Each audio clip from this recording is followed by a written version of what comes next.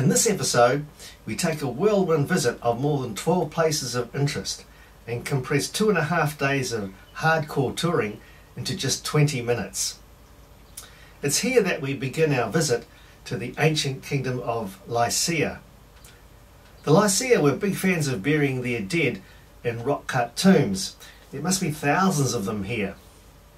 The rock-cut tombs are like the ones in ancient Nabatea in Jordan, where today it's known as Petra, and it's interesting to compare the construction work of the Lycians with the engineering genius of the Nabateans. At Latoon, we see the hometown of Tloss, mother of Artemis and Apollo. At Tloss, we visit the hometown of Pegasus, the flying horse, which is actually a Turkish airline today. In fact, we flew on that airline the previous year. Shokrak, which is literally what the Saklikent Gorge does for you. It's a crack in the Akdagla Mountains, the second longest in Europe.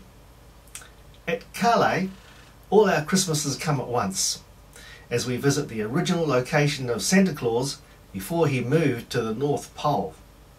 So we hope you enjoy seeing some of the highlights of the ancient kingdom of Lycia as much as we enjoy remembering them.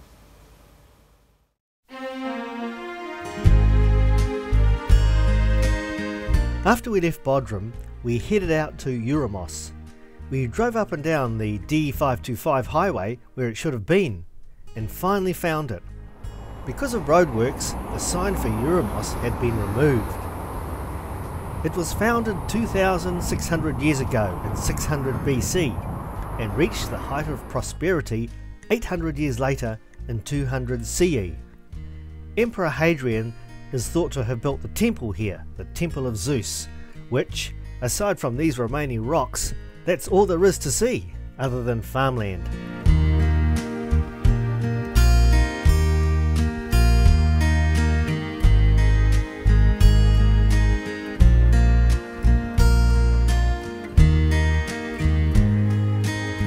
It was 2 PM, so we pulled into Gorbashi, which has a population of 1,000. As you could imagine, the people there were pleased to see us, and we got the VIP treatment at the only restaurant, as well as a delicious pizza called a pide. All of that just for a few dollars.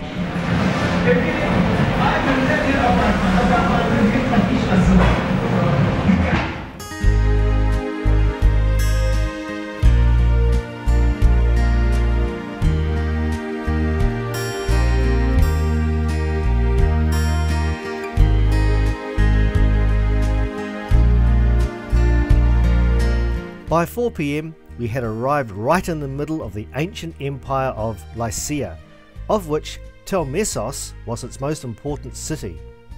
Tloss today is called Fethiye and has a population of 56,000. The city has a recorded history going back 2,500 years and is famous for its many rock-cut tombs, the most well-known being the tomb of Amyntas, cut in 350 BC by the Lycians.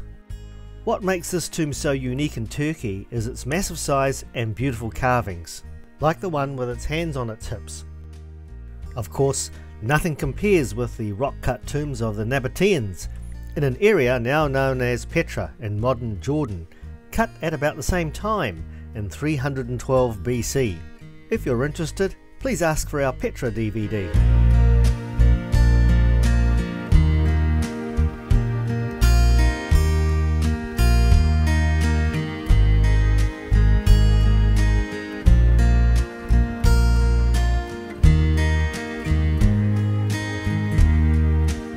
We decided to overnight in Patara, a small village with a population of about 50 or so, and after ringing around we found that the Rose Pension had a room.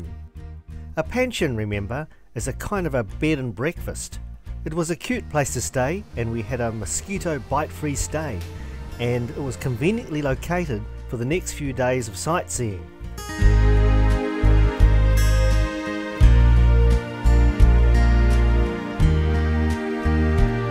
We were offered an outdoor bed to sleep on with everybody else, but we declined.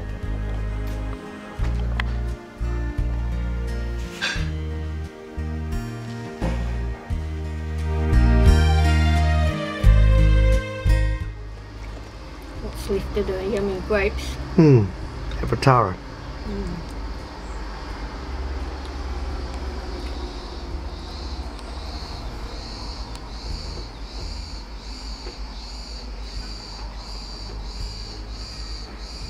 The next morning we went to visit the Patara ruins, just a few minutes drive away.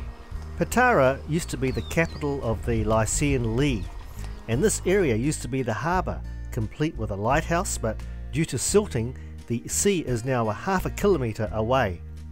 This granarium was used to store olive oil, wine and cereals. Inscriptions revealed that it was built during the reign of Emperor Hadrianus, 1,900 years ago.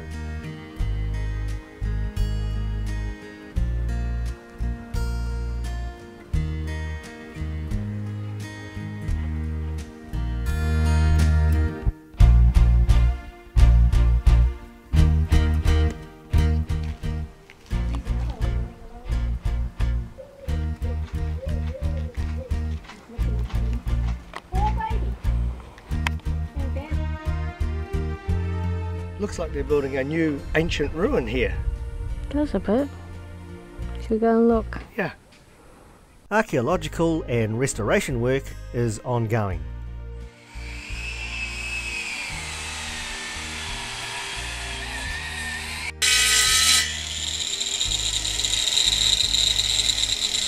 From the look of all the power cord repairs, this worker cuts more than construction blocks, and of course no safety equipment is necessary due to his superior skill.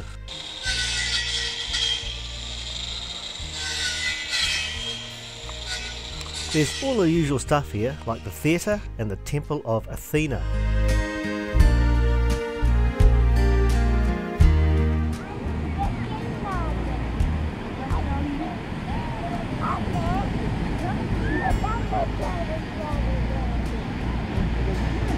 We took a break at the beach, which is half a kilometre away and which is also a protected area because it's a nesting area for turtles.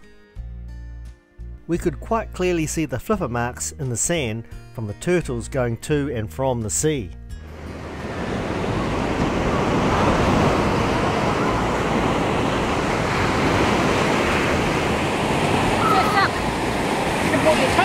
Yeah, should have.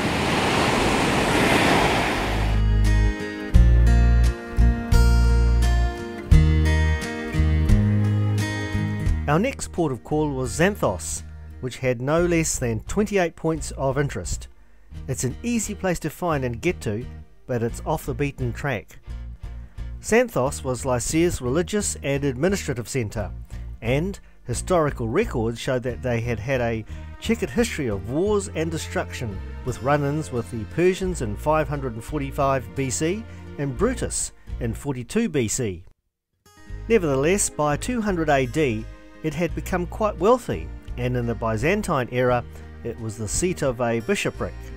French archaeologists have been excavating here since 1950. Another agora? This must be our 500th one. At least I'm not going to trip on any rocks this time. The only annoying thing about this place is the jolly insects. Don't know what they're saying.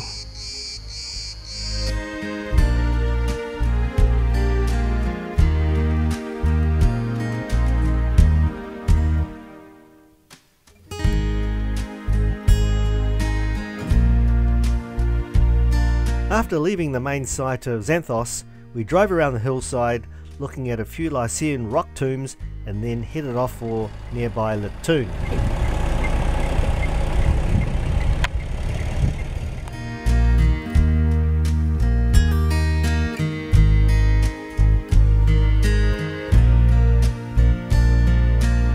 Latoon is home to some of the finest Lycian ruins and is a UNESCO designated World Heritage Site.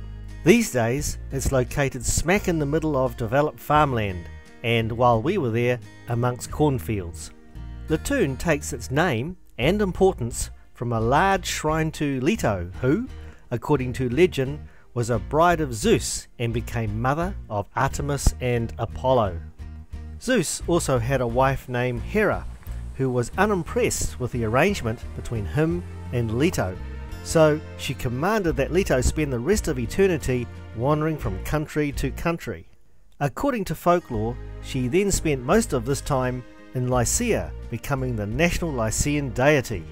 The result was the construction of this very impressive religious sanctuary for worshipping her.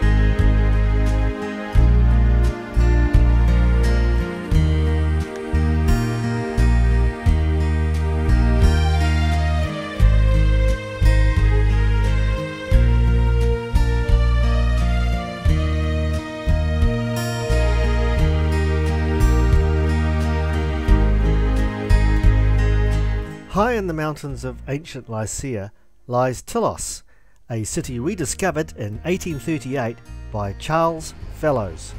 Fortunately, you can drive right up to it via a long and windy road, for which, on the way down, I hit a patch of oil and almost went over a 1,000-foot drop. A scary moment, but my previous life as a boy racer saved the day and our lives, bringing the car back under control just in time. This is the city where the mythological hero Bellerophon and his winged flying horse Pegasus lived. It was also the oldest and the most powerful city in the Lycian region and dates back 4,000 years to 2000 BC. There's heaps to see here, including rock-cut tombs, a theatre, sarcophagi, an acropolis, a necropolis, and probably some other polises as well.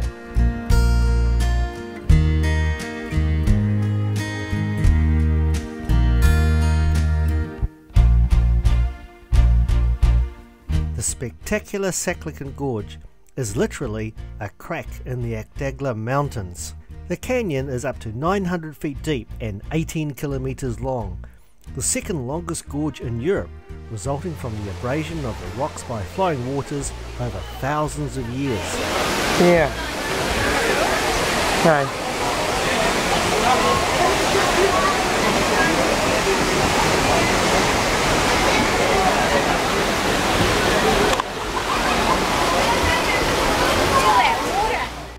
Visitors are mainly from the local region, coming in from the surrounding towns for a bit of recreation. Due to rip-off meal prices, we didn't eat here, but we did buy a ticket to walk up the gorge.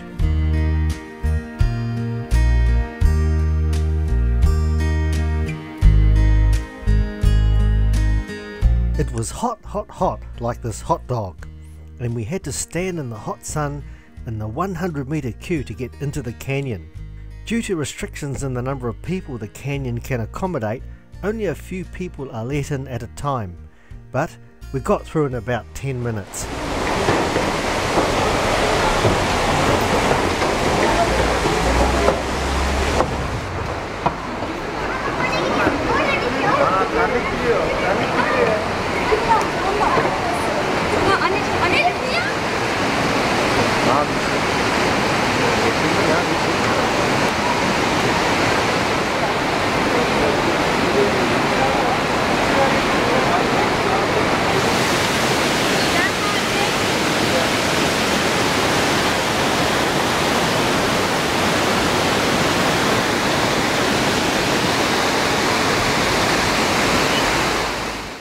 As the water rises during the winter months, you can only enter the canyon in summer. The water comes from the Tarsus Mountains and goes all the way out to the Mediterranean Sea. Saklikent in Turkish means hidden city.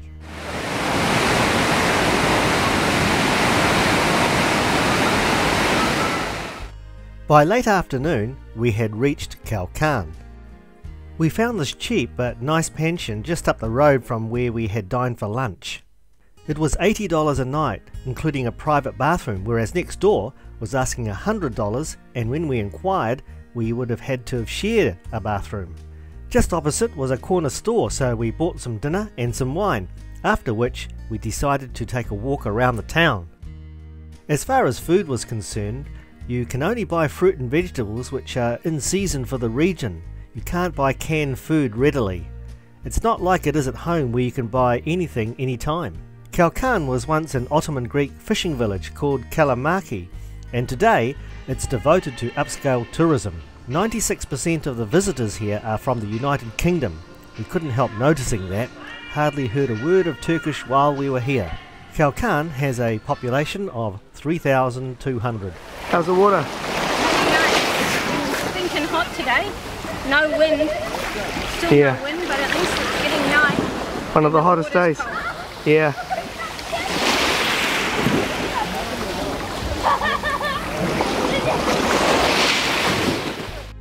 The next morning, we were treated to another standard Turkish breakfast, made for us while we waited. The setting was idyllic. Soon we were on our way to Kale or Demra, and little did we know that all our Christmases would be coming at once. The drive along the coast was beautiful, and we stopped briefly at one of the many beaches.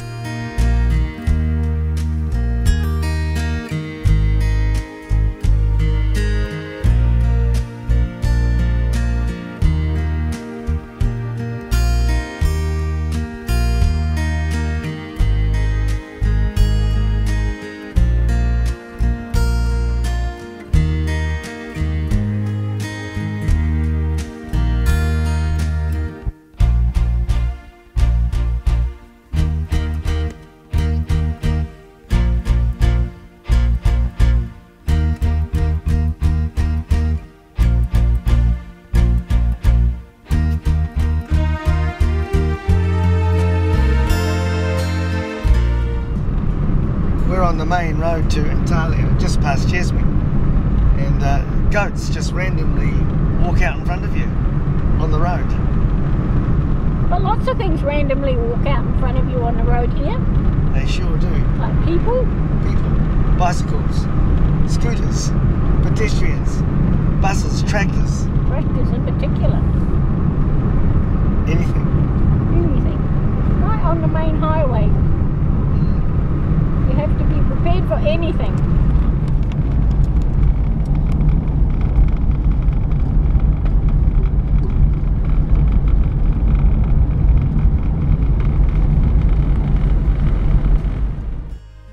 Most Turkish towns are known by 2, 3 or 4 names because of the different powers that have governed them in the past, giving them different names. Kale is also known as Demra and has a population of 14,000. It was also known as the city of Myra in Roman times. Although settled 2,500 years ago in 500 BC, Kale is famous for its ancient stone church of St. Nicholas and rock tombs. By the 4th century, the town was important enough to have its own bishop. Several centuries earlier, the Apostle Paul stopped there on his voyage to Rome. You can read about this in the Bible in Acts chapter 27. Myra was one of 6 important Lycian cities. Saint Nicholas was born in 245 AD in Patara and died in 326 AD and was buried here, having spent most of his life in Anatolia. As the Bishop of Myra, he was renowned for his social work and also being patron of sailors and seafarers, so he became popular in legend as the bearded man who secretly brings toys to children. In most of Europe, he's known as St. Nick, Hilege Nikolaus and Père Noël, but in the USA and many other countries, he is known as Santa Claus. We came to Kale today to see St. Nicholas or Santa Claus, but he doesn't live here anymore. He's moved to the North Pole. Yeah. But I hadn't actually realised he came from Turkey until this trip. That's right. I don't know where the reindeers came from, but because they've only got goats here. Yeah, that's true. I did see a sign in the motorway about crossing deers. Right. Yeah, so there are deers around. Just 2 kilometres north of Kale lies Myra, a striking honeycomb of Lycian tombs with a well-preserved Greco-Roman theatre. Myra was the leading city of the Lycian Union and surpassed Xanthos in early Byzantine times to become the capital city of Lycia.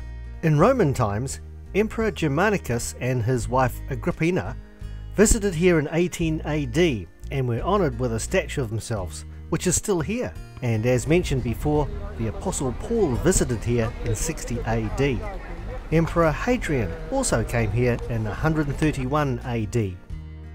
A horrific plague swept through Anatolia in 542 AD, and Myra lost a third of its population. This, in addition to Muslim raids, flooding and earthquakes, resulted in Myra being abandoned in 1100 AD.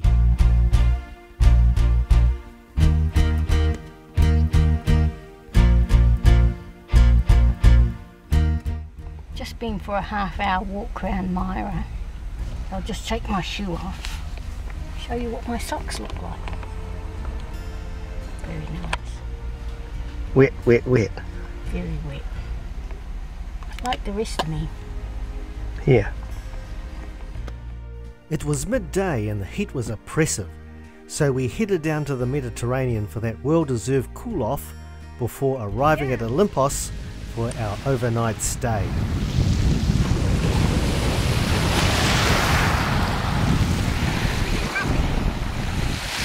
Right.